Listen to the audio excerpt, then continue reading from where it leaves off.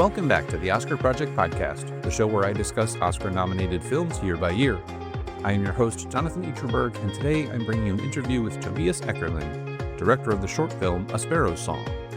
Before I jump into the interview, please be sure to subscribe to the show in your podcast player so you can get all the newest episodes as soon as they are released. If you like the interview and want to hear more, please consider leaving a rating and review in Apple Podcasts or Spotify.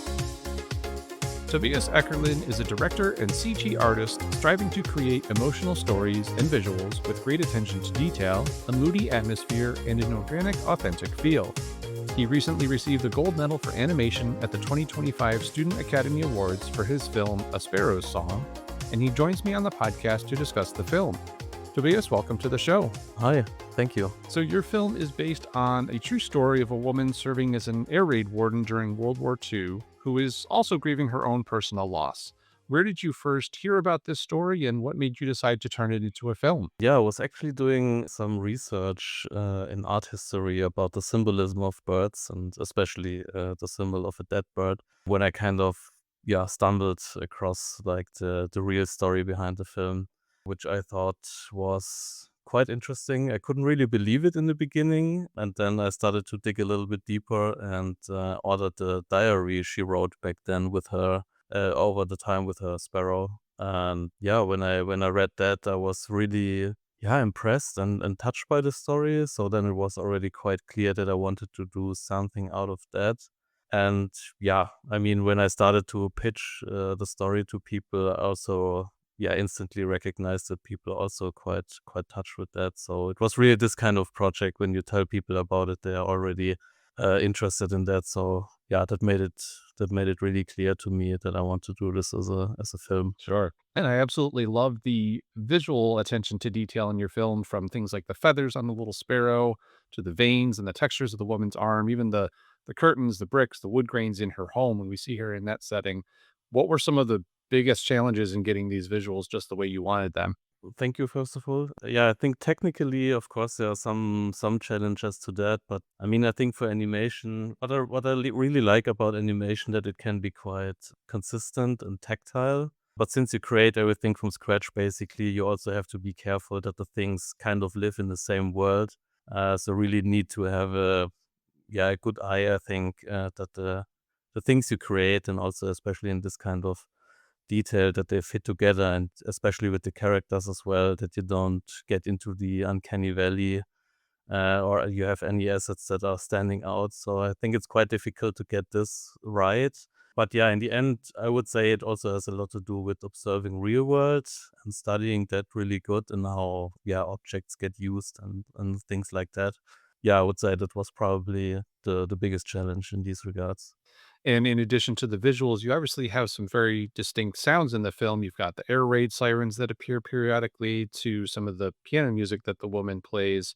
How important was it to get the sound just right in addition to the detail on the visuals? That was very important, actually. I mean, it was also clear quite early that the music, especially, but also the sound design, is really important to the story. So we really put a lot of effort into that.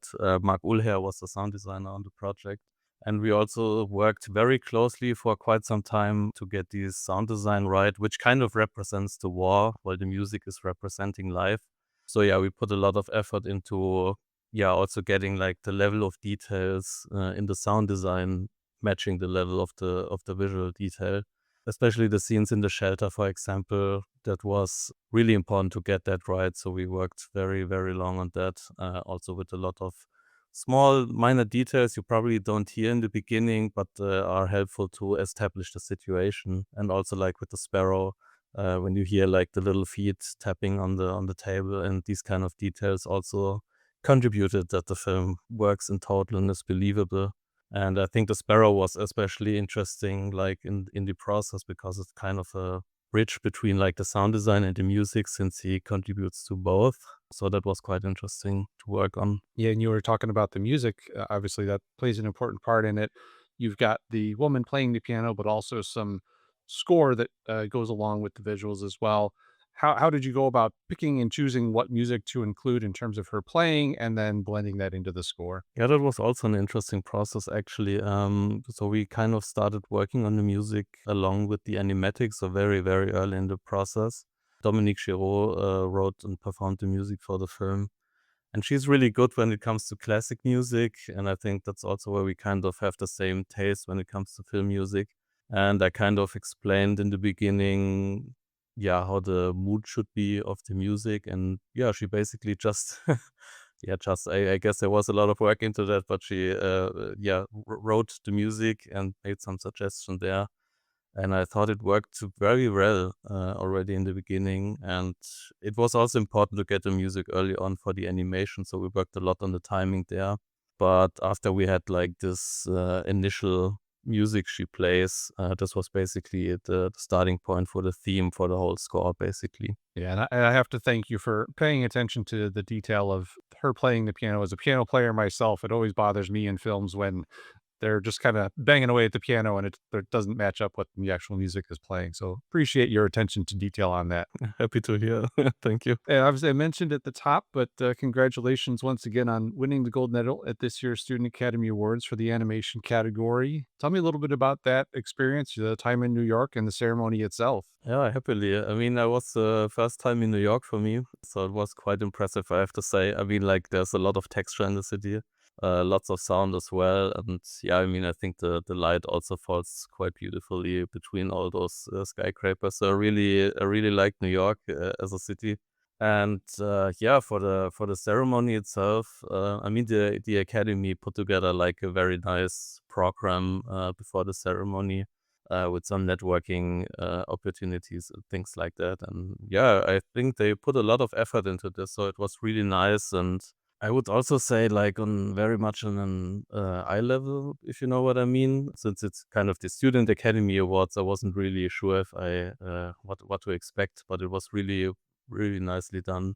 And the ceremony itself, of course, also was like very exciting, but also a fun evening, and was also very nice to have some time with the other winners of the other categories as well. We could also bring part of the team, which was really nice. So yeah, overall was really an unforgettable experience. I really appreciate the time there. It was really nice. Sounds like a good time all around. Definitely, yeah. Well, I have a couple of questions not specifically related to the film, but before I move on, is there anything else you want to touch on about A Sparrow Song? Yeah, probably. I think it's of course important to mention that this was not a, a one-man show. Like, there was a whole team behind this film. So we had kind of this core team of 6 people who worked for the majority of the production on the film. But depending on like where we were in production, we had more people joining. So overall, we had like 50 artists contributing to this film. And I think, yeah, that's important to mention. Absolutely. Well, this might be the hardest question I ask, but if you had to pick your top 3 films of all time, what would they be? Oh yeah, I think that's a it's a difficult question, definitely, because that also changes from time to time. But without like a specific order, I would probably say Zodiac by David Fincher. I really like that film. A lot of the Rings movies I also like by Peter Jackson. It's kind of a comfort film for me. And yeah, Stalker by Andrei Tarkovsky was also very impressive, I think, like, especially from the visual point of view. Yeah, so I guess that would be my picks for now. Excellent.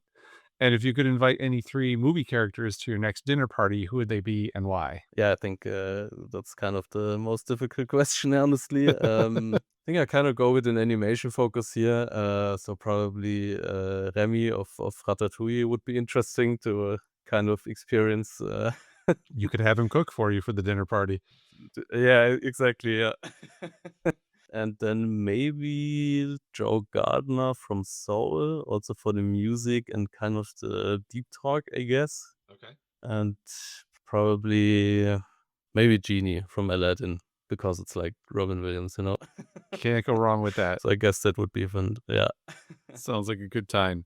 Do you have any books you could recommend, things that you really enjoy or things that you've read recently? Currently reading Mouthful of Birds, but since I'm not finished, I'm not sure if I can recommend it. But it's a very interesting read. But I think the last book that I really liked and I still think about sometimes is actually Burial Rites by Hannah Kent.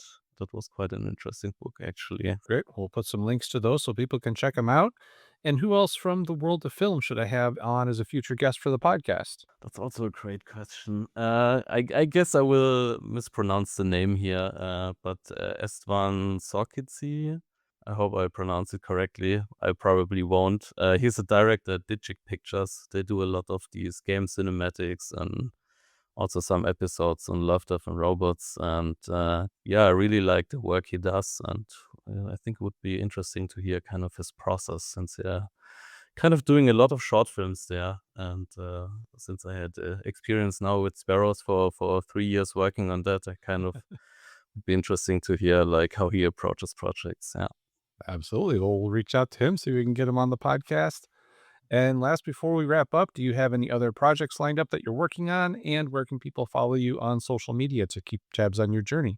Definitely time to get on the next project. I mean, I'm kind of working on it already, but it's quite early stage. But yeah, I think if people are interested, of course, they can follow me on Instagram, which is just my name with the dot visuals in the end. And also feel free to add me on LinkedIn. And I also have a website. Not sure if this is really relevant nowadays, but that's also just my name.com. So www.tobiaseckerlin.com. Excellent. Well, Tobias, thank you so much for taking the time to speak with me today. Congratulations once again on the Student Academy Award, and best of luck moving forward. Yeah, thank you. Thanks for having me. Thank you again to my guest today, Tobias Eckerlin. His film, A Sparrow Song, recently won the gold medal in the animation category at the 2025 Student Academy Awards. The Oscar Project podcast is written and produced by me, Jonathan Eacherberg, with editing assistance from Joshua Eacherberg. If you want more movie coverage, check out the Oscar Project online at theoscarproject.substack.com. I'll be back on Friday to discuss the 1930 film The Rogue Song, and next Tuesday I'll have an interview with Alexandra Bachio-Wayne, director of the short film In the Clouds. Until then, I hope to see you at the movies.